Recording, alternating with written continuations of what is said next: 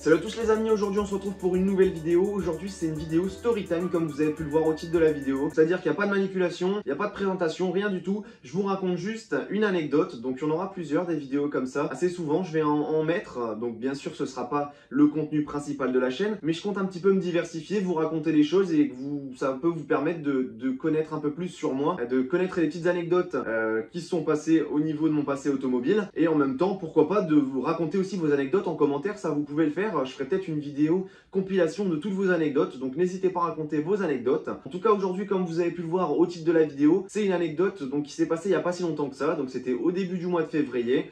Donc c'était un lundi matin, j'allais rentrer chez moi, j'avais pas dormi chez moi, donc je vais à ma voiture, je la démarre, il fait froid, il y avait neigé un petit peu, bon j'allais chauffer un petit peu, j'ai commencé à enlever mon frein à main et en sortant de ma place, donc bien sûr je roulais doucement puisque ça avait gelé sur la route, donc je faisais attention et j'ai senti quand même un petit blocage en lâchant l'embrayage en accélérant. Dès que j'ai commencé à passer ma deuxième, en fait la voiture freinait fort d'un coup, en fait elle repassait limite, enfin j'étais presque au point de caler, parce que normalement quand on embraye et qu'on passe sa vitesse, la voiture perd un petit peu de vitesse, c'est normal, mais là elle perdait d'un coup, je dis une bêtise, je passe ma deuxième à 20 km/h, en une seconde elle repassait à 10 km/h, donc là je me dis il y a un petit souci, et ça m'avait déjà fait ça auparavant avec le froid, donc il avait fait un petit peu froid, je crois qu'il avait fait un moins 1 degré, je l'avais eu quelques instants, mais en roulant c'était passé.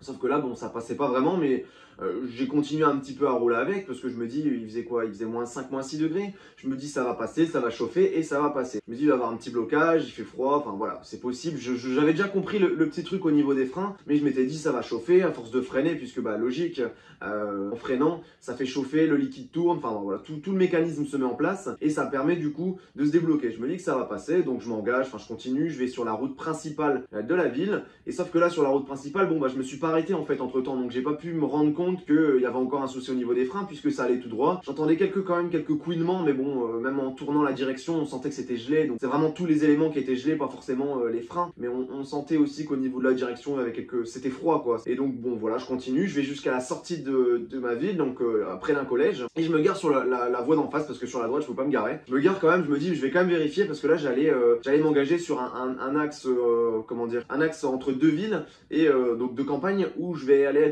roulerai un petit peu plus vite, 30 km/h, et je me suis dit, il vaut mieux pas que je m'engage si je dois rouler un peu plus vite, mais que mes freins sont bloqués, il peut se passer pas mal de choses. Du coup, je me mets sur le côté dans la neige, puisque bah, les côtés n'étaient pas déneigés, mais là au niveau entre les deux villes, c'était déneigé. Donc pas de souci, je me mets là sur le côté, je m'arrête, je vais regarder dehors, je fais un petit tour, je me dis, bon, ça devrait aller. Du coup, j'enclenche une marche arrière, et là encore une fois, pareil, je lâche l'embrayage, mais je sens que ça a un bruit donc de frottement, de frottement entre la plaquette et le disque, et je sens une résistance. Là, je me dis c'est pas possible, si je fais la route jusqu'à chez moi, il me reste à peu près je pense 2-3 km facile, je me dis c'est pas possible, je risque d'allumer quelque chose, et c'est même dangereux finalement de peut-être de perdre le contrôle du véhicule. Plus avec le froid il y avait les voyants, mais ça c'est assez classique, ABS, comment dire, on avait le voyant aussi comment dire, de mise en service, n'importe quoi, de révision qui s'était mis. Ça c'est des trucs qui déconnent de temps en temps et dont sur les Twingo RS c'est un truc que j'ai vu qui était assez fréquent. Donc ça je me suis pas inquiété, des fois ça me le fait de temps en temps, ça dure 5 minutes et c'est fini quoi. Après ça s'enlève tout seul et je le revois plus quoi, il n'y a pas de conséquences. Du coup voilà, j'appelle mon père puisque je vis encore chez mes parents, et là j'avais rien sous la main puisque je regarde sur internet, et pour certains ils me disaient tout simplement de passer un sèche-cheveux pour pouvoir faire chauffer les freins, sauf que bah là j'étais en pleine nature quoi, donc pas possible, pas de sèche-cheveux, j'ai rien pour faire chauffer mes freins quoi, donc il fallait faire chauffer en fait les disques et faire chauffer aussi au niveau des plaquettes et au niveau des tuyaux des liquides de frein, parce que bah là j'avais rien sous la main. Du coup j'appelle mon père, je lui dis je suis bloqué, il vient me rapporter de l'eau chaude, enfin de l'eau chaude, pas bouillante mais de l'eau chaude en thermo, donc là en fait je vous ai même pas expliqué au niveau du temps, mais il s'est passé quand même pas mal de temps. Je crois que j'ai démarré, il était 7h30 et mon père est pas arrivé avant bien 8h30 parce qu'en fait il était à peine levé, donc il a pas pu venir tout de suite. Du coup pendant ce temps là moi je poireautais et voilà, après c'est pas grave, hein. J'attendais, je préférais la sécurité que rouler comme ça au risque d'allumer la voiture, au risque de faire un accident, et je vous en passe tous les détails. Donc voilà, il était 8h30, il arrive, on met de l'eau sur le frein, donc arrière, le disque arrière côté gauche, enfin côté conducteur du coup.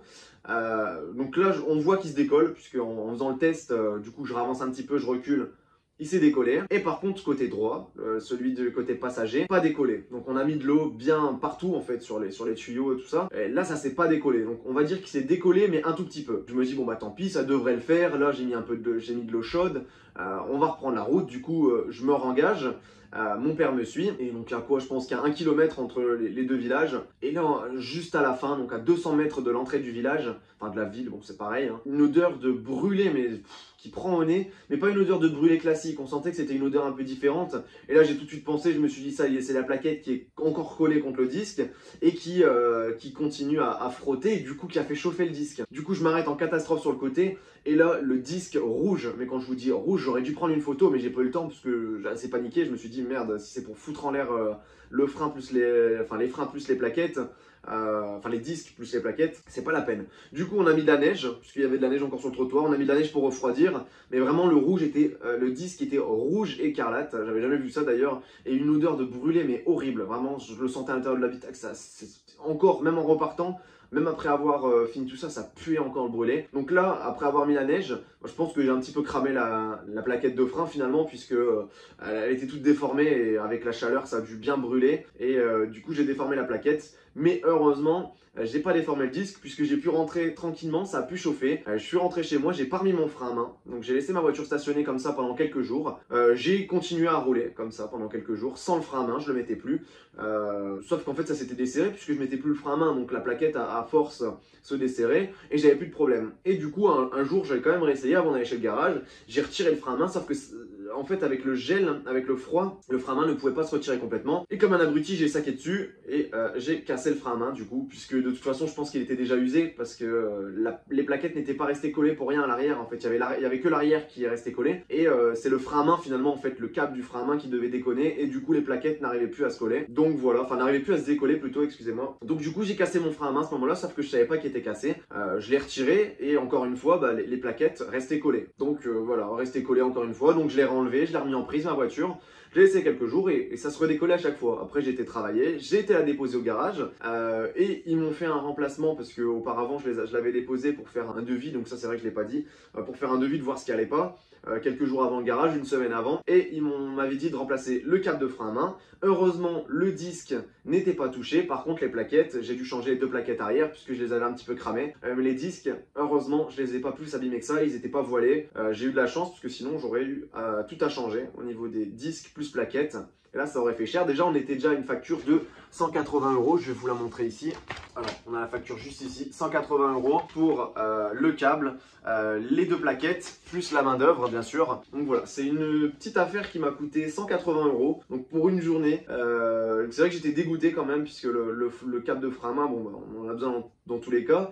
Et ça fait quand même chier de se retrouver avec un frein à main qui casse l'hiver. Et j'ai vu que certains dans mon groupe Twingo RS France avaient eu le même souci. Il y en a certains qui l'ont cassé, le câble de frein à main pété, et d'autres qui disaient qu'ils mettaient plus trop leur frein à main. Enfin bon, en tout cas moi là, même s'il est réparé, même si tout est réparé, dès qu'il commence à faire plus froid, je ne mettrai plus mon frein à main parce que j'ai vraiment trop peur de le recasser, de que ça remerde et tout ça.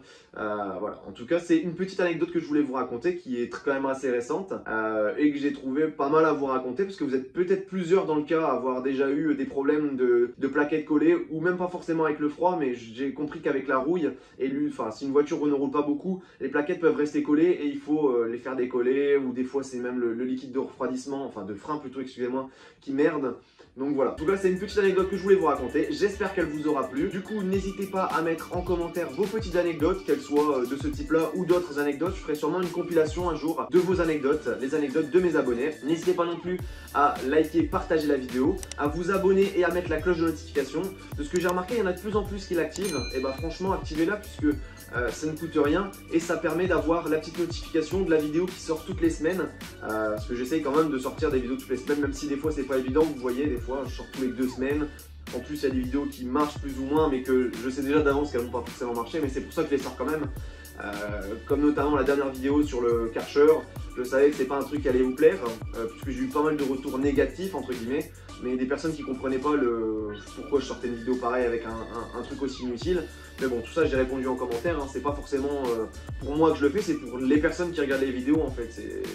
Voilà, moi je m'en fous, hein. Si elle fait 50 ou 100 vues la vidéo, ça changera rien pour moi. Je cherche pas les vues, je cherche pas les abonnés, je cherche juste à vous faire du contenu qui vous divertit, donc qui vous plaît. Et je pense qu'au global, pour toutes les personnes qui me suivent, parce que ça monte quand même un petit peu, pour les 500-600 abonnés que j'ai actuellement, pour les 3/4 ça vous plaît quand même. J'ai quand même un contenu des retours que j'ai qui vous plaît et qui vous divertit. On se retrouve la prochaine pour une nouvelle vidéo. Allez, salut tout le monde!